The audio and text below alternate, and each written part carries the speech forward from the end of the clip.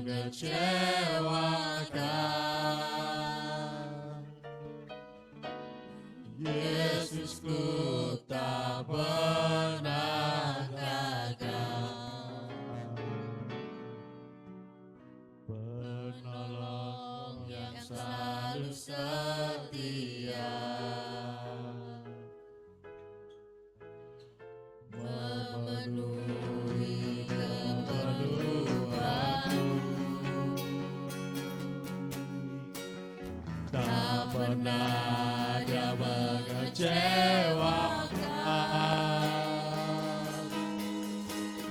Yesusku tak pernah gagal. Segala perkara dapat ku tanggung di dalam Dia yang memberi kekuatan. Tuhan Yesus penolong dan sahabat,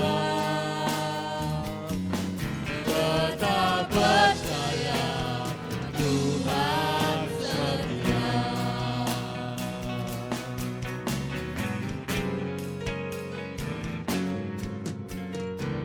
Penolong yang selalu setia, memenuhi keperluanku. Tak pernah Dia mengecewakan. Yesusku tak pernah gagal. Segala perkara dapat ku tanggung di dalam Dia yang memberi kekuatan. Tuhan Yesus penolong dan sahabat, tetap percaya segala perkara. Oh, segala mari Bapak Ibu kami minta berdiri berdiri. Ku tanggung di dalam Dia yang memberi kekuatan. Tuhan Yesus penolong dan sahabat, tetap percaya Tuhan setia. Penolong yang selalu setia.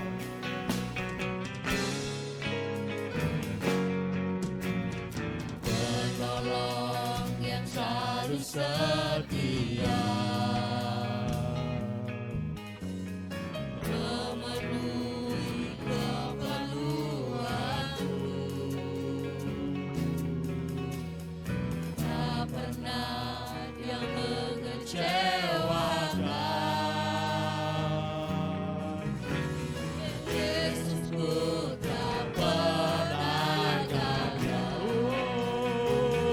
Segala perkara dapat ku tanggung. Ya Yesus, di dalam Dia yang memberi kekuatan. Tuhan Yesus penolong dan sahabat, tetap percaya Tuhan setia. Segala perkara dapat ku tanggung. Terima kasih Yesus. Di dalam Dia yang memberi kekuatan. Tuhan Yesus penolong dan sahabat, tetap percaya Tuhan setia.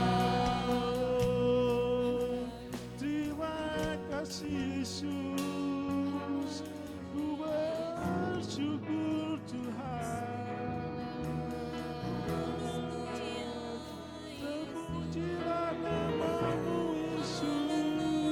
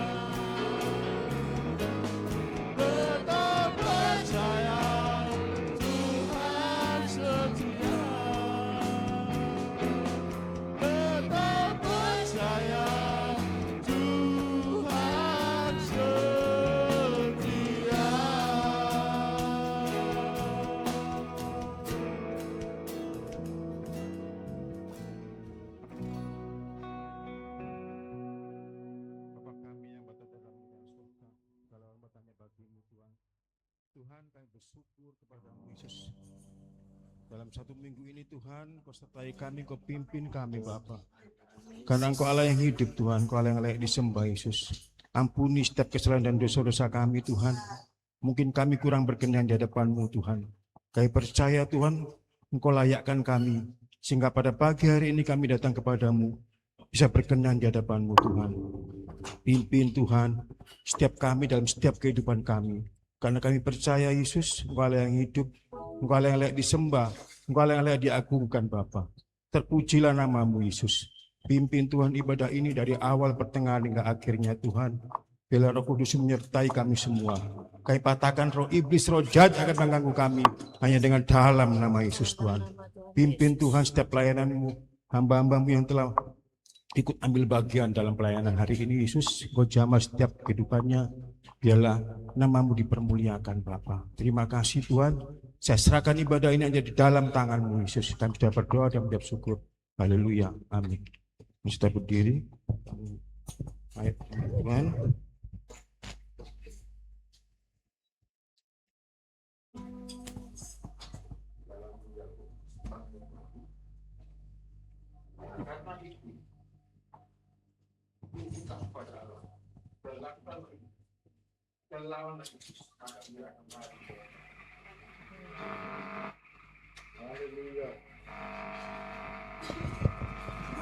Shalom Bapak Ibu semua yang di sini. Kurang semangat nih kayaknya nih. Shalom Bapak Ibu. Bahwa tahu Tuhan Yesus adalah Tuhan yang sangat luar biasa dalam hidup kita. Haleluya. Tepuk tangan kanan kiri Bapak Ibu. Tuhan Yesus itu baik dalam hidup kita. Haleluya. Terpujilah nama Tuhan.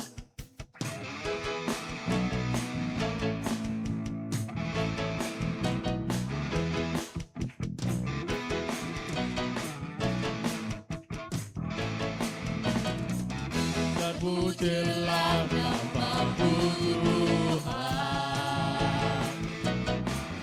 kuat dan penuh kemuliaan. Satu suara kami nyatakan, kebesaran-Mu tetap selamanya.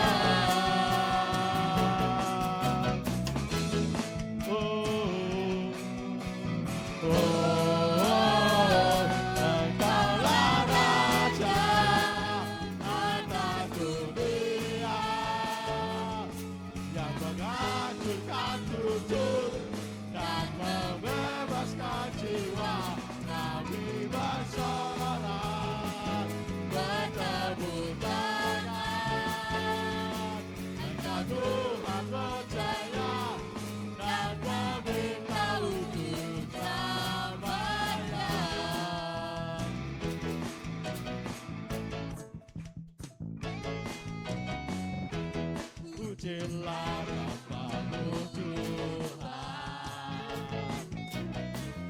kuat dan penuh kemuliaan. Satu suara kami nyatakan, kebesaran-Mu tetap selamanya.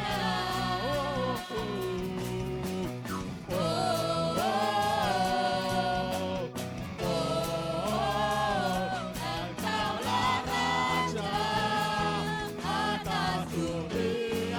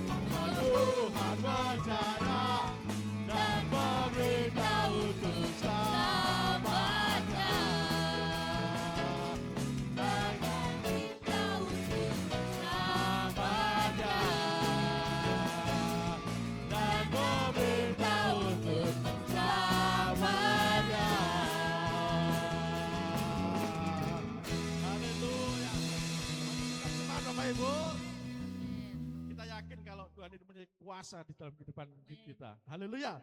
Mari kita lanjutkan pujian, ada kuasa.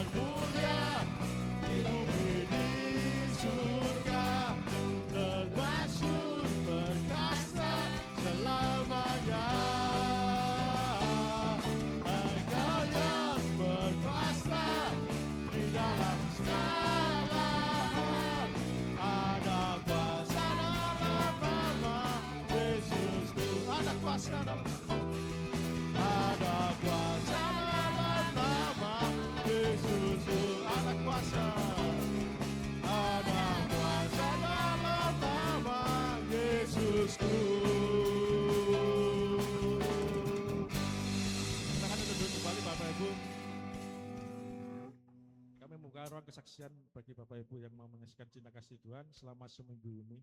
Saya persilahkan.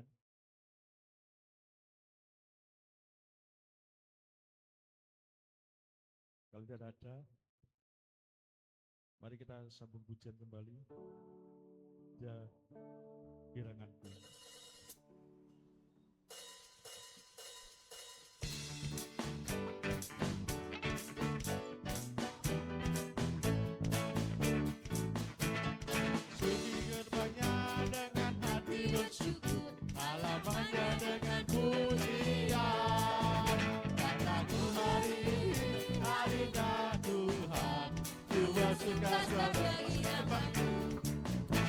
Masuki gerbangnya dengan hati bersyukur, halamannya dengan pujian. Kataku hari ini harinya Tuhan, suka sabda giranganku. Dia giranganku, oh dia giranganku. Tuhan suka sabda giranganku. Dia giranganku, oh dia giranganku.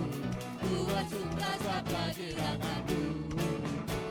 Masuki gerbang, kita pakai berdiri. Halamannya dengan pujian. Kataku hari ini harinya Tuhan. Tuhan suka sabda giranganku. Dia giranganku, oh dia giranganku. Tuhan suka sabda giranganku. Oh, dia giranganku, oh dia giranganku. Tuhan suka sabda giranganku. Dengar dia panggil nama saya, dengar dia panggil namamu, dengar dia panggil nama saya, juga dia panggil namamu. Dengar dia panggil nama saya, dengar dia panggil namamu, dengar dia panggil nama saya, juga dia panggil namamu. Ku jawab ya, ya, ya. Ku jawab ya, ya, ya. Ku jawab ya Tuhan, ku jawab ya Tuhan. Ku jawab ya, ya, namamu. Dengar dia panggil nama saya, dengar dia panggil namamu, dengar dia panggil nama saya, juga dia panggil namamu. Ku jawab ya, ya, ya. Ku jawab ya, ya, ya. Ku jawab ya Tuhan, ku jawab ya Tuhan. Ku jawab ya, ya, ya. Oh, giranglah, haleluya. Oh, giranglah, puji Tuhan. Tuhan Yesus cinta pada saya. Oh, giranglah. Oh, giranglah. Oh, giranglah. Tuhan Yesus amat cinta pada saya. Oh, Tuhan Yesus amat cinta pada saya. Tuhan Yesus amat cinta pada saya. Oh, Tuhan Yesus cinta pada saya. Tuhan Yesus amat cinta pada saya. Oh, giranglah. Haleluya, puji nama Tuhan. Haleluya. Mari Bapak Ibu kita siapkan hati kita, jiwa kita, pikiran kita untuk memuliakan bagi nama Tuhan Yesus Kristus. Karena Tuhan begitu baik dalam kehidupan kita dengan segenap hati.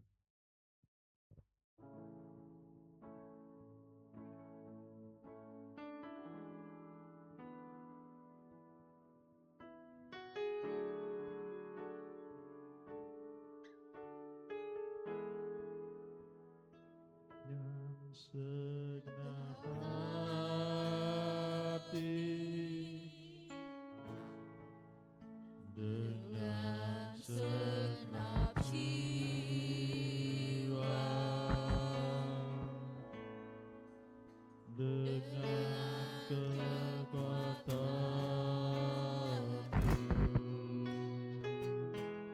ku sembah Tuhan dalam kekudusan-Mu.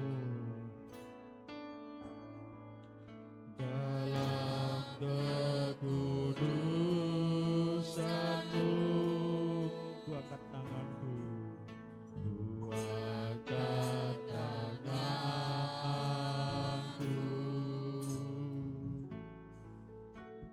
ku hidup selalu dalam hati dengan segenap hati. Dengan segenap hati, dengan segenap jiwa,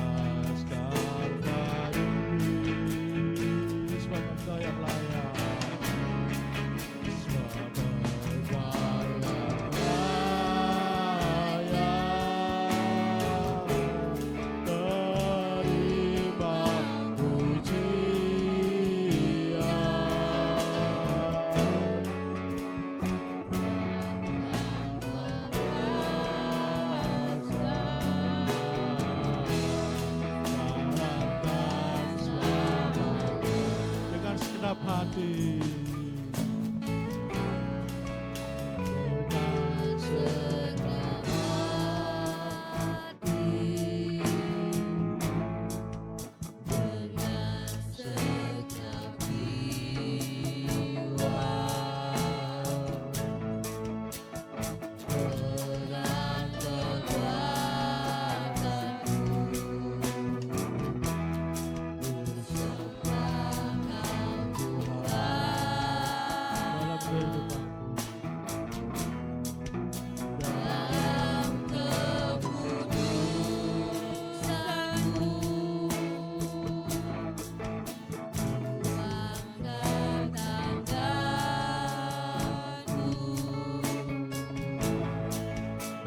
hadiratmu.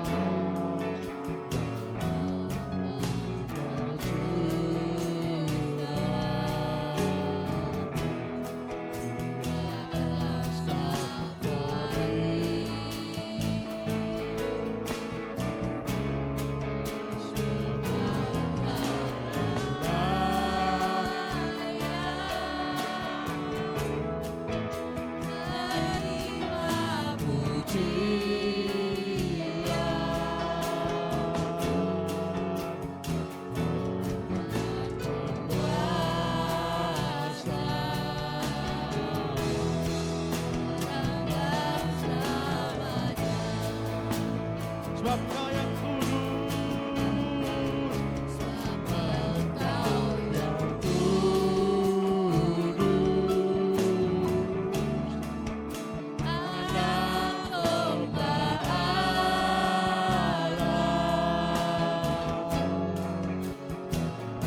Aku tercurah atas Kalvari.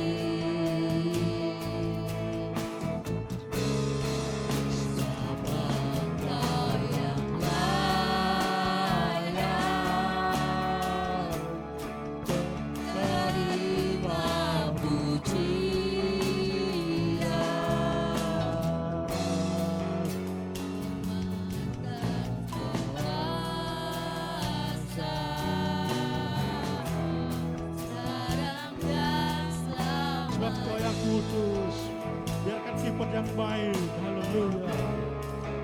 Sebab Kau yang kudus, Anak domba Allah,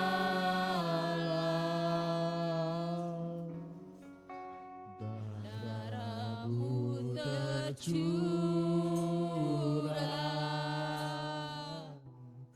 di atas Kalvari.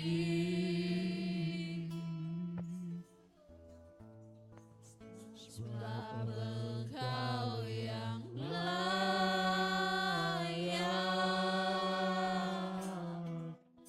terima pujian,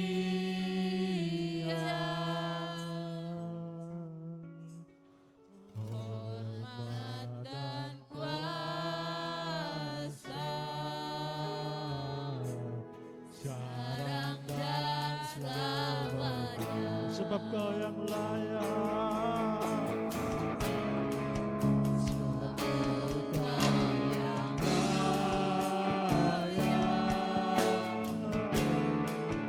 terima pujian,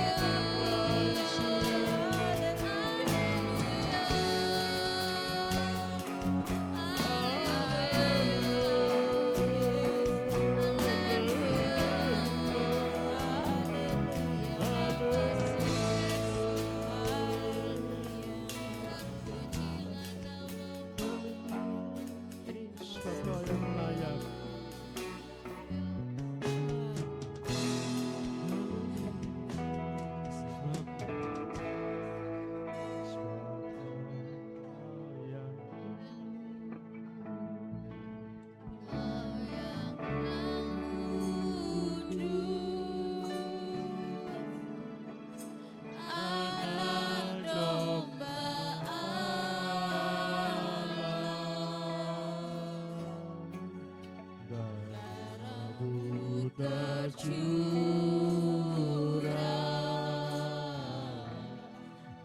atas Kalvari.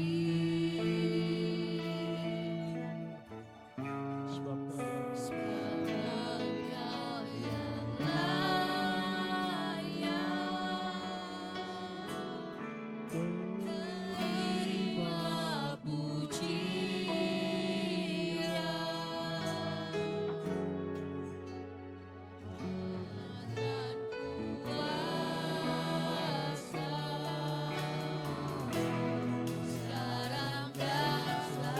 hormat dan kuasa.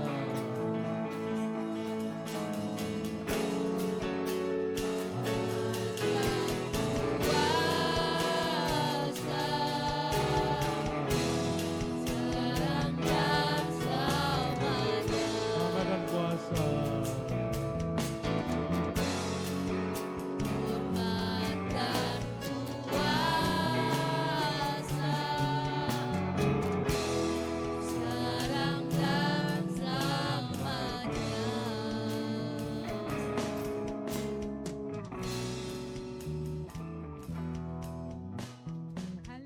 Tuhan Yesus, haleluya. Sungguh Tuhan, memang hanya Engkau yang layak Tuhan, terima setiap pujian kami. Hanya Engkau yang layak, terima penyembahan kami Bapa. Terima kasih Tuhan Yesus, terima kasih buat hadirat-Mu yang sudah Engkau nyatakan dalam setiap kami pada pagi hari ini. Terima kasih Tuhan, jangan henti-hentinya Bapak Engkau hadir di tengah-tengah kami. Terima kasih Roh Kudus, terima kasih buat kasih-Mu, buat penyertaan-Mu Tuhan. Terima kasih Bapa, kami bersyukur punya Allah seperti Engkau Tuhan, yang senantiasa menjadikan kekuatan dan pengharapan di dalam setiap kehidupan kami ya Bapa. Terima kasih Tuhan Yesus, terima kasih, dan kami akan lanjutkan Tuhan untuk mendengar kebenaran firman-Mu Bapa. Firman yang mengurapi setiap kami, firman yang mengubahkan setiap kehidupan kami, firman yang memberikan kekuatan di dalam setiap kehidupan kami. Terima kasih Tuhan, terima kasih, kami serahkan hamba-Mu Bapa yang Engkau sudah persiapkan untuk menyampaikan firman-Mu. Engkau berkati hamba-Mu, Engkau urapi hamba-Mu dengan hikmat dan kemampuan yang hanya daripada-Mu Tuhan. Dan biarlah hanya Engkau yang menjadi otoritas penuh Tuhan atas hamba-Mu di dalam penyampaian firman-Mu. Sehingga firman yang telah disampaikan Tuhan dapat tertanam di dalam setiap hati kami Tuhan, bertumbuh subur di dalam kehidupan kami, membuahkan hasil di dalam kehidupan kami. Terima kasih Tuhan Yesus, terima kasih dari awal, pertengahan hingga akhir. Di dalam penyampaian firman-Mu hanya kami serahkan di dalam tangan kuasa-Mu. Di dalam nama Tuhan Yesus kami siap menerima kebenaran firman Tuhan. Kita katakan haleluya, amin.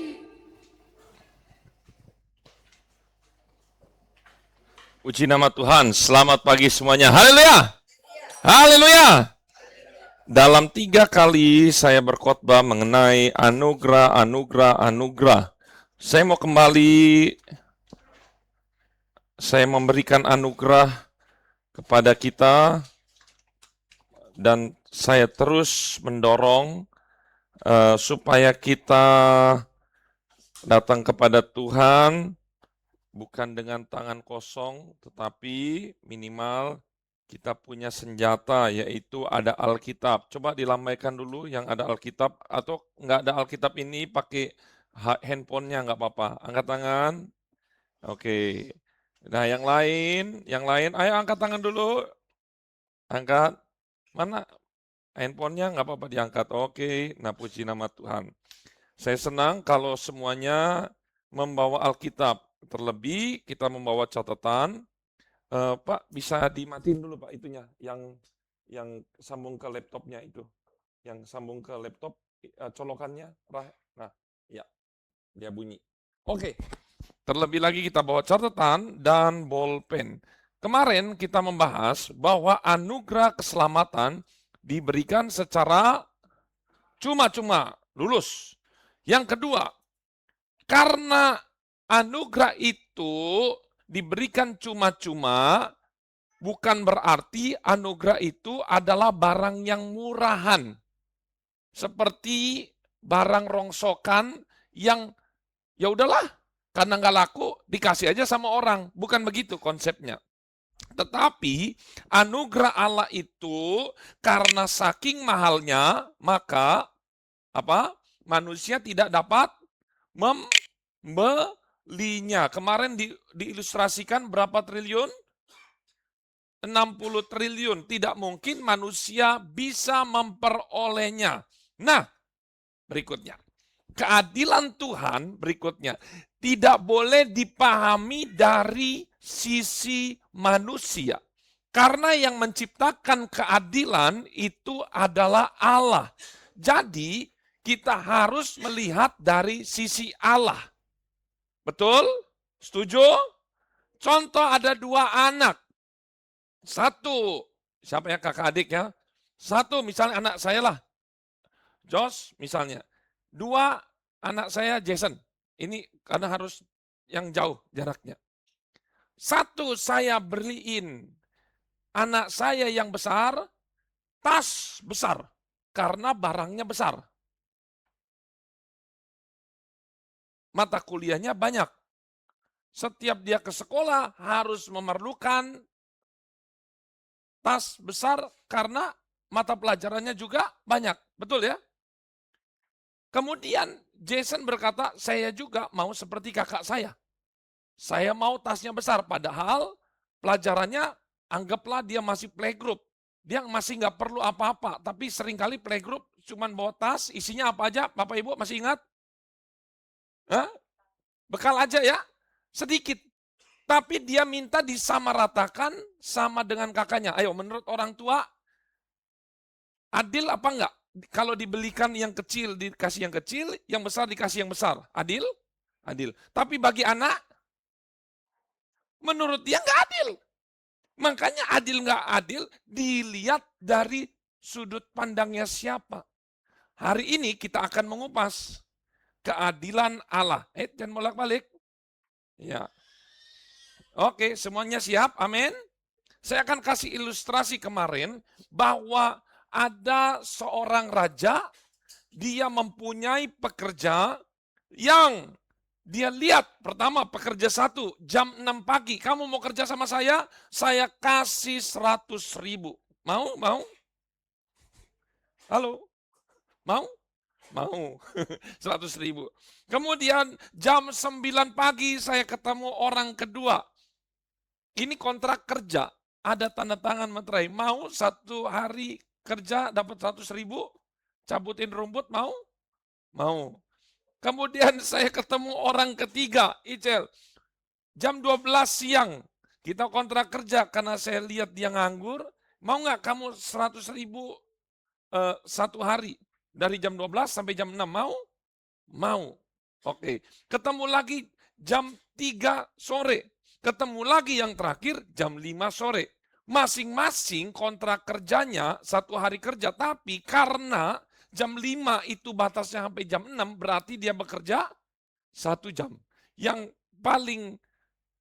pertama berapa jam? 12 jam. Perhatikan ini baik-baik. Dari sisi Allah, Yesus berkata, ini adalah adil. Kenapa? Karena dilihat dari perjanjian kerja. Kamu setuju nggak tadi? Setuju. Yang kamu setuju nggak? Setuju. Tapi setelah semuanya itu diberikan upahnya, padahal saya mau nanya, apakah raja ini melanggar kontrak kerja? Tidak. Semuanya sudah sepakat. Berarti kalau sepakat, semua di masing-masing diberi 100.000, berarti adalah keadilan. Tapi yang masuk jam 6 pagi, dia merasa tidak adil. Karena apa? Karena dia kerjanya paling lama. Lihat ya, ini yang tidak boleh kita kerjakan dalam hidup. Ingat, keadilan harus dilihat dari apa? Sisi Allah. Ini ilustrasi yang pertama. Yang kedua, saya ketemu pengemis. Ya, yang di lampu merah. Kecek, ngamen. Yang pertama, saya kasih 1.000. Lampu merah kedua, saya kasih 5.000. Lampu merah ketiga, saya kasih 10.000 karena recehnya nggak ada. Pertanyaan saya, mereka kan nggak saling ketemu. Kemudian mereka saling ketemulah sorenya. Terus mereka berkata, kamu tahu nggak ada mobil putih platnya B4, B1. Nah gitu. Oh iya, saya tahu. Kamu dikasih berapa? Oh, saya dikasih 1.000. Kamu 5.000. Kamu kasih berapa? 10.000. Aduh, kok nggak adil ya? Menurut mereka nggak adil. Tapi pertanyaannya, menurut saya adil apa nggak? Adilnya dari sisi mana? Ayo, jalan ketemunya. Ini harus ketemu nih keadilannya. Ayo. Adilnya dari mana? Karena itu uang saya. Apakah ketiga orang ini bekerja seperti mereka ini? Ada kesepakatan kerja? Enggak ada. Saya memberinya sesuai dengan kehendak saya. Mereka tidak bekerja apapun, hanya lewat kemudian saya kasih. Tidak kasih pun, saya tidak bersalah. Ini uang-uang saya, hak-hak saya, siapa yang saya mau kasih, itu menjadi kewenangan saya. Penerima, apakah dia bisa menuntut saya? Misalnya masuk ke pengadilan, yang 3 orang ini menghadap pengadilan, Pak Hakim, saya tidak adil. Dia kasih, dia 1.000, saya di 5.000, yang ini 10.000, yang 1.000 dia merasa tidak adil.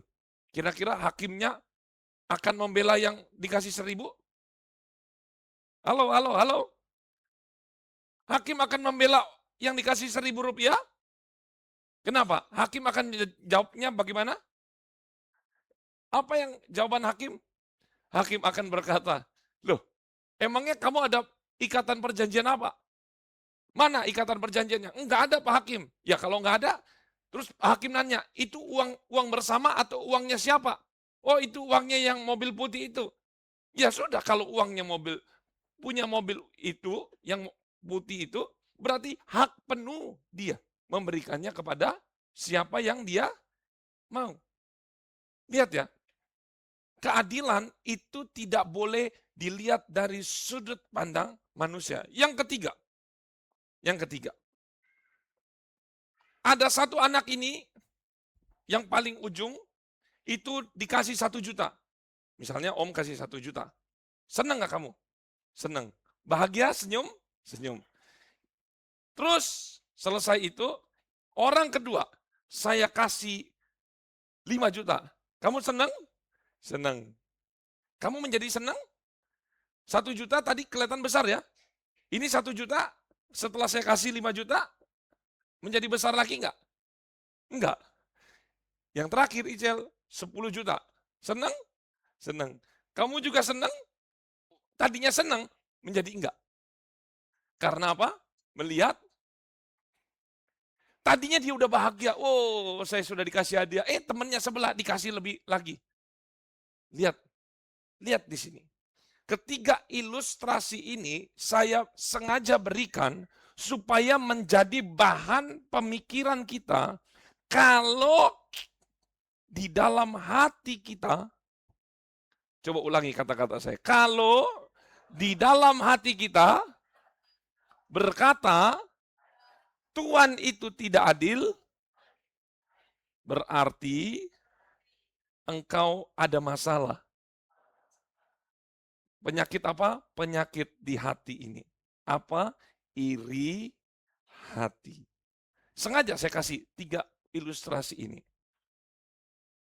Sama, saya kan ketemu, mereka nggak ngapa-ngapain saya, mereka nggak bekerja, tiba-tiba saya kasih, dia senang, udah merasa besar, yang kedua juga ngerasa besar, tetapi dia ngelihat di sebelahnya, kok teman saya lebih besar, akhirnya dia 1 jutanya itu merasa kecil banget ya, karena dibandingkan dengan temannya.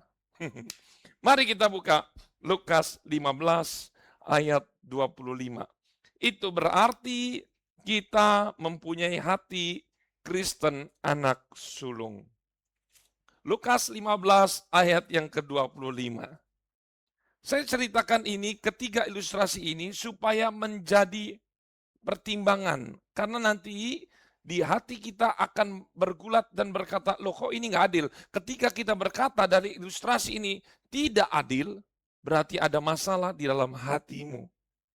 Itu dia. Lukas 15 ayat 25. Sudah ketemu? Sampai 32 saya ajak bangkit berdiri dalam hitungan yang ketiga. 1, 2, 3. Tetapi anaknya yang sulung berada di ladang. Dan ketika ia pulang dan dekat ke rumah, ia mendengar bunyi seruling dan nyanyi-nyanyi tari-tarian.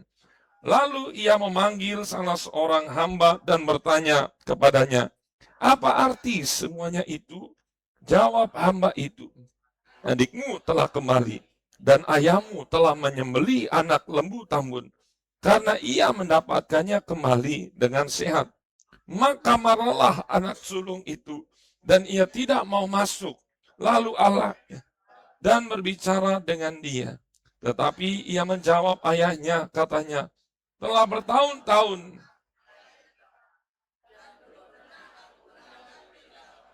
tetapi kepadaku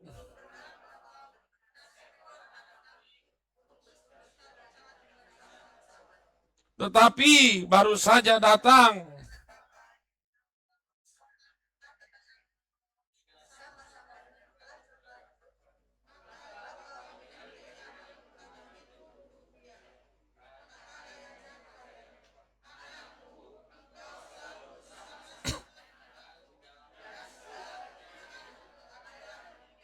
Tiga dua, kita patut bersukacita dan bergembira.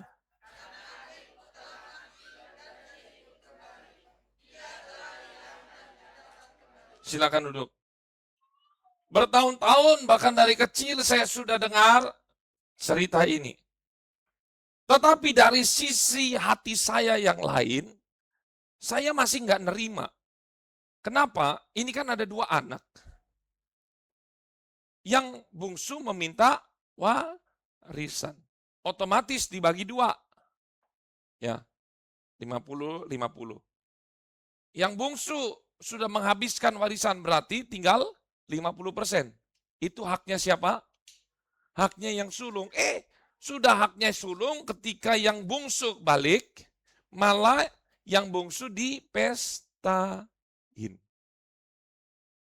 Dari sisi manapun kita akan melihat bahwa Bapa tidak adil.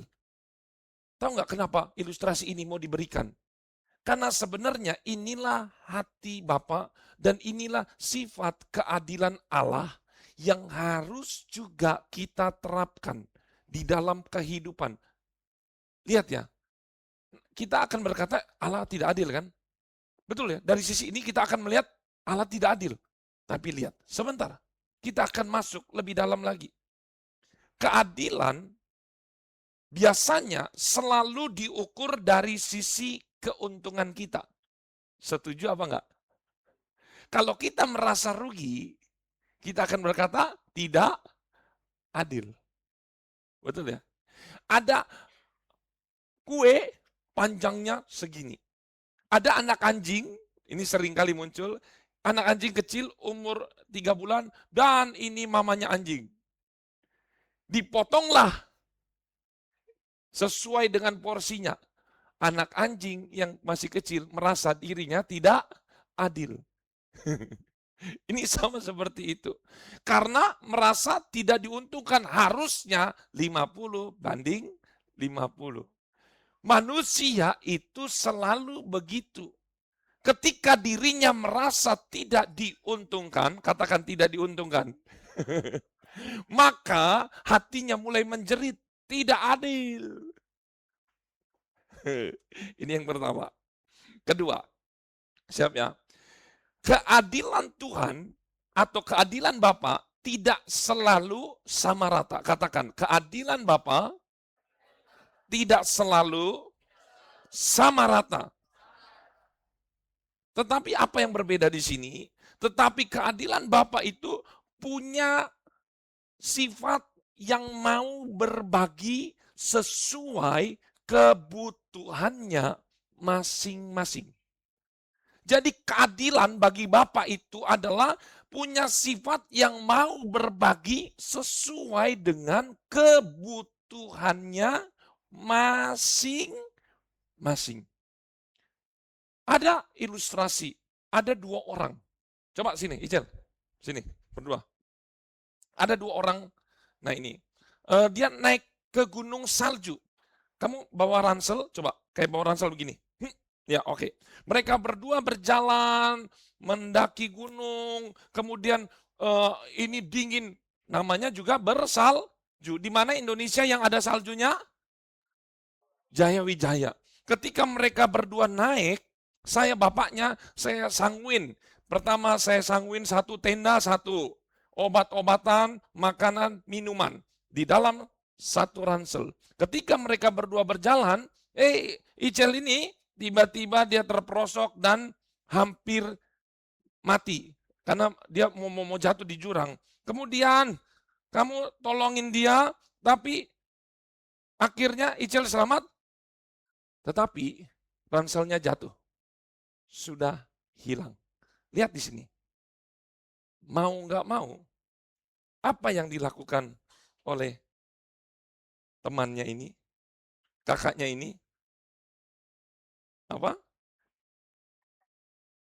Dibiarkan saja jatuh, itu pertama. Kamu kan punya ransel. Anak ini nggak punya. Apa yang dilakukan oleh kamu? Membaginya. Oke, silakan duduk. Lihat. Apakah adil membagi kasur atau membagi tenda bersama-sama? Adil? Adil enggak? Apakah adil membagi makanan, minuman, dan obat-obatan bersama-sama? Padahal masing-masing sudah diberi 1. Harusnya menurut hukum keadilan 50-50, begitu dia itu sudah jatuh, sudah hilang persediaannya, maka menurut keadilan yang normal tanpa memandang apapun, harusnya bagaimana? Salahmu dewe. Betul ya? Itu keadilan manusia. Tetapi keadilan Tuhan itu tidak seperti itu. Ketika 1 itu ada yang terhilang, makanannya, obat-obatannya, minumannya, tendanya, maka keadilan Tuhan itu menyesuaikan dengan kebutuhannya. Ingat ya, kita harus merubah konsep cara berpikir Tuhan. Anak sulung dan anak bungsu ini, kalau kita lihat, anak bungsu sudah menghabiskan semuanya. Maka keadilan Bapa ini ketika melihat anak bungsunya itu datang, maka dia itu memanggil kembali dan memulihkan anak ini. Tetapi pertanyaan saya, apakah anak bungsu ini berhak mendapatkan hak waris? Tentu tidak. Tetapi hanya sebatas apa? Menikmati bagiannya menjadi anak. Karena warisannya memang sudah habis. Tetapi anak ini, anak bungsu ini punya kebutuhan enggak? Punya. Pertama, dia pulang gara-gara apa? Lapar. Makanya bapaknya memberikan makanan. Tentu makan, minum, dan pakaian. Ini adalah kebutuhan dasar. Apalagi yang dibutuhkan anak ini? Tempat tinggal. Cuma sebatas itu saja. Jadi keadilan Tuhan enggak boleh diukur dari sisi kita. Yang sudahlah Tuhan sudah tunjuk, udah pisah-pisahkan, bagian saya enggak boleh dikurangin. No. Pernah ini terjadi di dalam rumah tangga? Dalam keluarga pernah? Kakak adik? Atau bagaimana? Misalnya lagi makan sama-sama dibuatin mie, punya adiknya jatuh, tumpah di lantai. Akhirnya nggak bisa makan. Karena mie-nya mungkin makan mie kuah, udah nggak bisa lagi dimakan. Ya, gimana dong? Ayo. Apa yang dilakukan orang tua? Yang dilakukan kakaknya harusnya dia membagi. Tapi anak yang kurang ajar, kakak yang kurang ajar berkata, salah-salahmu dewe. Gitu loh. Keadilan Bapa itu harus diisi dengan kasih. Tetapi keadilan dunia itu tidak ada isi kasihnya. Sampai sini Bapak Ibu mengerti? Kalau kita masih berpikir, wah ini masih nggak adil, ini masih nggak adil, maka engkau bukan termasuk anak-anak Allah. Ini serius, karena nanti kita akan masuk lagi lebih dalam. Karena yang berikutnya, yang ketiga, jika berbicara keadilan, berkacalah. Orang yang paling sering berbuat tidak adil adalah sebenarnya diri kita sendiri. Berlaku tidak adil kepada siapa? Allah. Betul. Coba kita mau tes dulu. Ketika kita sudah berbuat baik, kita apa? Berdoa, Tuhan, sama seperti yang orang kaya ini. Tuhan, saya sudah melayani Tuhan. Tuhan, saya sudah berdoa, saya sudah membaca Alkitab. Dia pikir ketika dia berbuat baik, dia berbuat kasih kepada orang, dia mengharapkan apa? Imbalan. Betul. Betul ya? Karena merasa itulah keadilan. Saya sudah berbuat sesuatu untuk Tuhan, maka Tuhan juga harus berbuat sesuatu untuk dirinya. Betul ya? Oke. Kalau pakai sistem keadilan itu, yang kedua, kebalikan. Kalau kita hari itu sudah berdosa, lihat sini semua. Ada enggak dari kita berdoa begini? Tuhan, saya sudah berdosa. Tuhan, hukumlah saya hari ini. Ada? Ayo, ada yang berdoa begitu? Ada enggak? Hukum Tuhan, sambar geledek, ada? Enggak ada kan?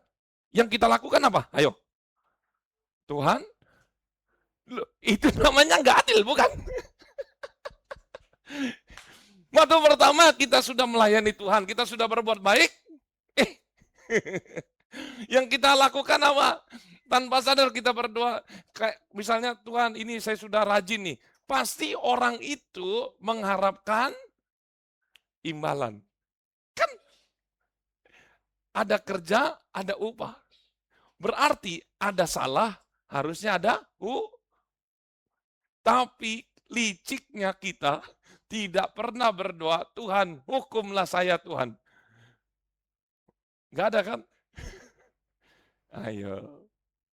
Berarti kita memasang standar ganda. Iya. Makanya jangan berhitung-hitung dengan Tuhan. Karena sebenarnya yang paling tidak adil, yang sering mendapat ketidakadilan adalah Tuhan. Yang sering berbuat tidak adil siapa? Kita sebagai manusia. Oke, yang keempat. Kenapa kita harus melihat keadilan dari sisi Bapa? Karena Allah sebenarnya tidak adil kepada manusia. Saya ulangi.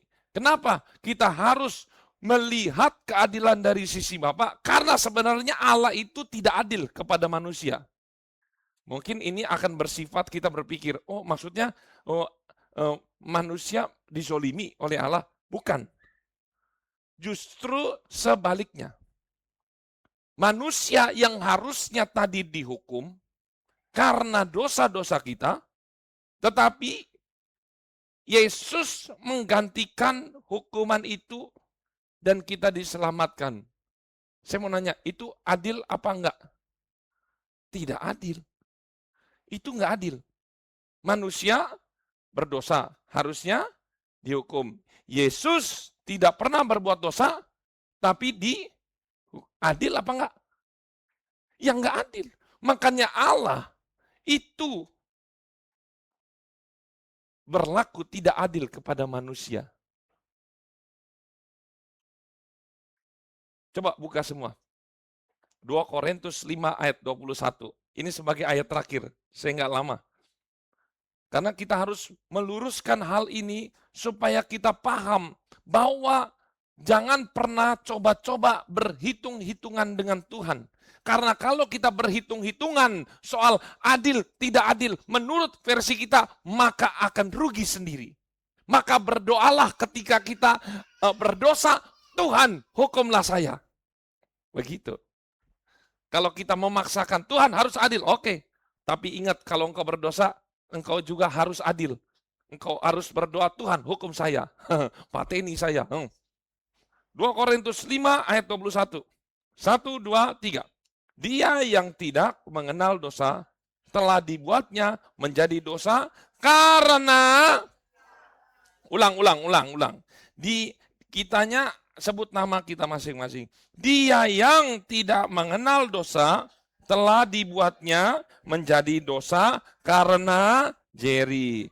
Supaya di dalam dia, Jerry dibenarkan oleh, oke, dianya diganti Yesus. 1, 2, 3. Yesus yang tidak mengenal dosa telah dibuatnya menjadi dosa karena Jerry. Supaya dalam Yesus, Jerry dibenarkan oleh Allah. Tuh lihat. Jadi yang dikorbankan siapa? Yang mengalami ketidakadilan siapa? Iya. Kasihan ya. Dia yang udah ciptakan, dia juga yang rugi. Ini sama aja, ada cerita saya yang bikin acara, saya juga yang rugi. Semuanya rugi. Tapi nggak ada masalah. Karena Yesus sudah siap dirugikan. Ingat, Yesus itu mati. Itu artinya Yesus rugi. Tetapi karena kasihnya kepada kita, dia nggak menganggap itu sebagai sesuatu yang harus dipertahankan. Amin. Oleh karena itu, pada siang hari ini, ketika ada sesuatu yang terjadi dalam hidup kita dan kita merasa, Tuhan, ini nggak adil. Tuhan, saya ditekan. Tuhan, saya dihina. Tuhan, saya dijelek-jelekan. Tuhan, saya kenapa kok sepertinya tahun ini tahun yang menderita. Tuhan, saya kok apes-apes banget.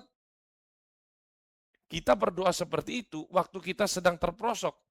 Tetapi kenapa tidak sebaliknya kita berdoa juga mengucap syukur kebaikan Tuhan waktu kita diberkati? Inikah bukan menjadi tidak seimbang? Ingat, saya mau nanya, kebaikan Tuhan dan kesialan kita lebih banyak mana? Kebaikan Tuhan, bukan? Apakah kita sepanjang tahun 365 hari di rumah sakit? Enggak. Ngerti sampai sini?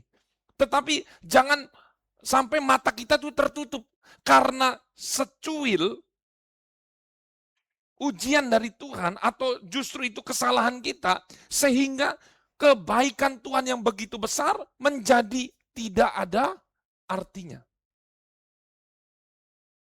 Ingat, jangan pernah mengeluh. Jangan pernah berpikir bahwa Tuhan tidak adil. Karena Tuhan kalau mau berkata, oke, kamu mau adil-adilan, maka engkau akan menjadi orang yang paling rugi karena keadilan Tuhan. Oleh karena itu, yang kita harus bicarakan, udahlah, tidak usah namanya keadilan menurut versi saya. Tetapi biarlah keadilan itu menurut versinya Tuhan sendiri. Karena keadilan versinya Tuhan, itu keadilannya dipenuhi dengan kasih dan anugerah yang sangat melimpah. Mari kita masuk di dalam pujian. Kita nyanyi satu pujian, anugerahmu.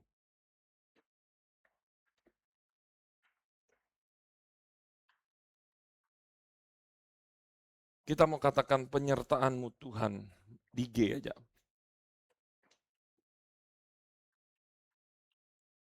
Saya serahkan Ibu Gembala.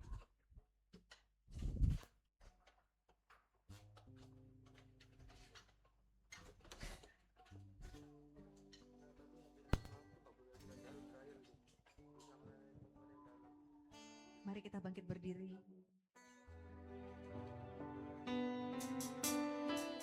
Hanya oleh anugerah.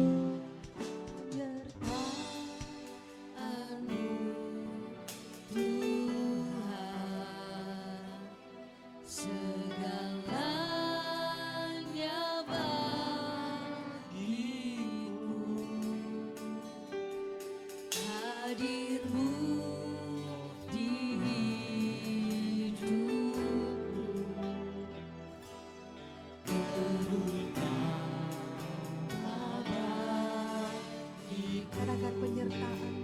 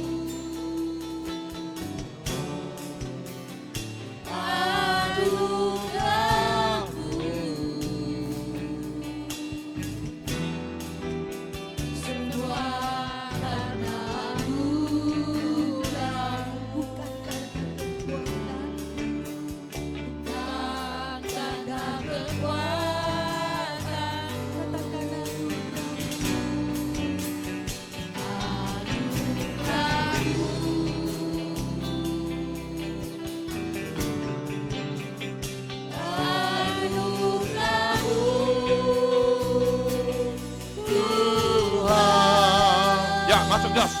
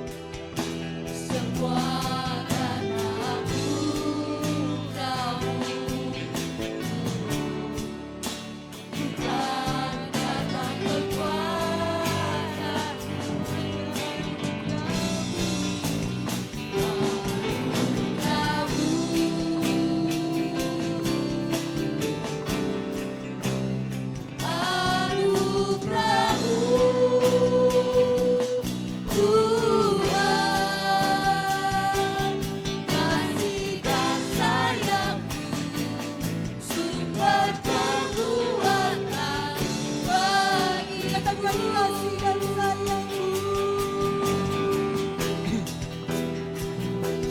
Kasih dan sayang Sumber kekuatan bagiku. Kasih dan sayang-Mu. Kasih dan sayang-Mu. Sumber kekuatan bagiku. Haleluya Yesus. Semua hanya karena anugerah-Mu Tuhan. Bukan karena kekuatan kami Bapa. Ampuni kami Tuhan. Kalau kami sering merasa Tuhan tidak adil. Sadarkan kami Tuhan. Engkau Allah kami yang adil. Engkau Bapa kami yang baik. Ampuni setiap kami Tuhan. Biarlah Tuhan setiap anugerah yang kami terima, kami mau terima dengan penuh ucapan syukur. Karena Engkau teramat baik dalam hidup kami Tuhan.